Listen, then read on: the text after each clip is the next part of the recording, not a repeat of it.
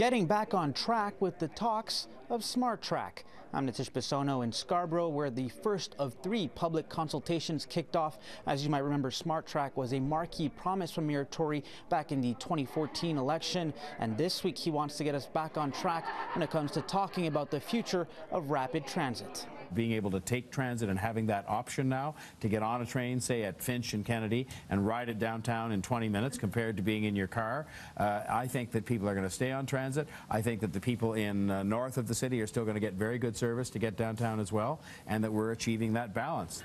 The goal is to increase transit options for Toronto by making better use of the existing GO Rail corridors, which would see rapid transit along the Kitchener, Lakeshore East and Stouffville lines, not to mention along Eglinton Avenue West.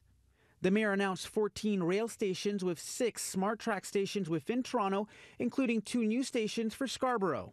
The benefits include all-day two-way service with trains every 6 to 10 minutes during peak periods and every 15 minutes during off-peak periods. Not to mention the trains will be electric, quieter and faster.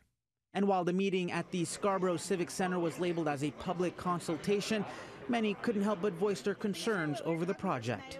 Concerns about parking, noise, and overall design. They call this a meeting, but it's not a meeting. It's a presentation. The fact that there is no parties sitting around a table and discussing it, or a representative group from the neighborhood. Minds are being made up. When they come to you and say, here is the drawing, and they have parking, and then they come back and say, oh, no, there's no parking.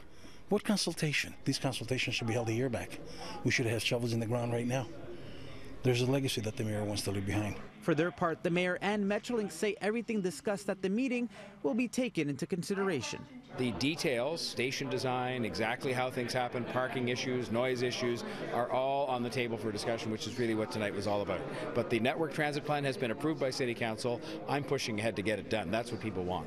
This is the first of 3 public consultations. The other 2 happen on Wednesday and Thursday. For a full update on the consultations, plus more details on the SmartTrack plan, you can head over to our website at citynews.ca.